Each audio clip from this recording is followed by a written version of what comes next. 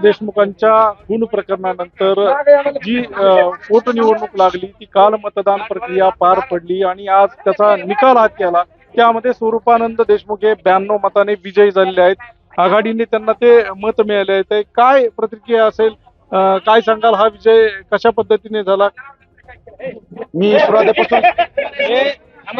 मी सुरुवातीपासून सांगत होतो, जनतेला बदल हवा होता आणि जनतेला स्वरूपानंद देशमुख हा मसदोगचा सरपंच पाहिजे होता.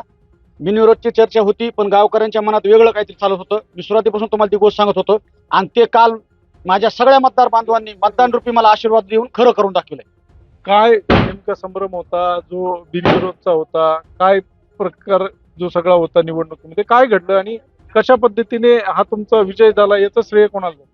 हे श्रेय माझ्यासोबत जी माझी बहादर आणि स्वाभिमानी जनता होती किंवा जे मतदार होते माझे, ज्यांनी मला हे मतदान केलं, त्यांना माझा हा पूर्ण ही आहे विजय माझा समर्पित आहे. धनंजय देशमुख असंही म्हणाले, जो सीआरएसचा जो घोटाळा आहे, जे काही तुम्ही आरोप केला आहे, त्याची तुम्ही उद्या एक ग्रामसभा बोलवा किंवा सर्व गावकरी तिथे बोलवा आणि त्यामध्ये तुम्ही ते सर्व पुरावे द्या आणि काय असेल त्या आवाजा कंपनीच्या मॅनेजरला देखील तिथे बोलवा. सगळं दूध का दूध आणि पाणी का पाणी होईल. ज्यांनी चोरी केली नाही त्याला भीती नसाय पाहिजे होती. सीएसआर फंड मी कुणी घेतलाय असं म्हणलं नव्हतं. आवादा कंपनीनं जो 58 लक्ष रुपये सीएसआर फंड मसूल गेलाय तो कुठे, हा फक्त मी प्रश्न विचारला होता. मी कुणाचंही नाव घेतलेलं नाही. ज्याच्या पोटात फी आहे त्याला त्याची भीती वाटायला लागली. त्या पुढे देखील ते म्हणाले की त्यावरती कुणी खोट्या सह्या वगैरे करून तो फंड लाटला का, कुणी तो उचलला का, असं देखील. मी ते येणाऱ्या काळामध्ये मी त्याची पूर्ण सखोल चौकशी करून मी कागदोपत्री पुरावे देऊन नंतर त्याविषयी मी बोलत.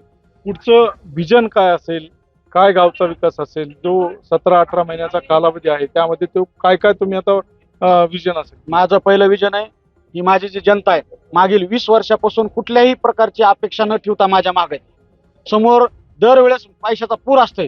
मी साधा माणूस आहे, माझ्याकडे कुणालाही द्यायला पैसा नाही, परंतु त्या लोकांनी चहाची सुद्धा अपेक्षा न ठेवता आज असे माझ्याकडे तरुण आहेत ते अहोरात्र माझ्यासाठी झटले, तर त्यांच्यासाठी मला हे 18 महिने काम करायचे. काल मतदान प्रक्रिया सुरू असताना अशी काही घोषणाबाजी करण्यात आली की आम्ही परळीहून आलो आहोत, आम्ही परळीचे आहोत, आम्हाला अडवलं जातंय, अशा देखील काही घटना घडल्या. काय सांगा? त्या नालायक माणसाला माझ्या मतदाराने आज उत्तर दिलंय. ज्याने माझ्यावर तो आरोप केलाय ना, तो महानालायक माणूस आहे. त्याला माझ्या मतदाराने त्याचं उत्तर दिलंय आणि त्याला येत्या काळामध्ये मी माझा ग्रामपंचायत समोर आणून त्याला प्रश्न विचारणार आहे मी त्या गोष्टीचा. जो काही लढा सुरू आहे, संतोष देशमुखांच्या आरोपींना फाशी व्हावी किंवा कठोरात कठोर कारवाई करावी, यासाठी आता तुम्ही सरपंच म्हणून काय पावलं असेल? मी संतोष देशमुख किंवा त्याच्या कुटुंबाच्या विरोधात काल बी नव्हतो, इलेक्शनमध्ये बी नव्हतो आणि भविष्यात बी नाही. मी संतोष देशमुख यांना न्याय मिळेपर्यंत त्यांच्या कुटुंबाच्या मागे 100% आणि खंबीरपणे माझी ही जेवढी जनता आहे का सगळी त्यांच्या पाठीमागे आहे. त्यात कुणीही मागे सरकणार नाही. होते स्वरूपानंद देशमुख निवडणुकीचे सरपंच आणि जोपर्यंत संतोष देशमुखांचा लढा आहे तो चालू राहिल्याने त्यामध्ये मी वेळोवेळी ज्या लढ्यामध्ये माझी गरज असेल त्यामध्ये मी संपूर्णपणे झोकून देईल असं देखील त्यांनी सांगितलं आहे. LS मराठीसाठी दीपक जाधव, बीड, मसाजो.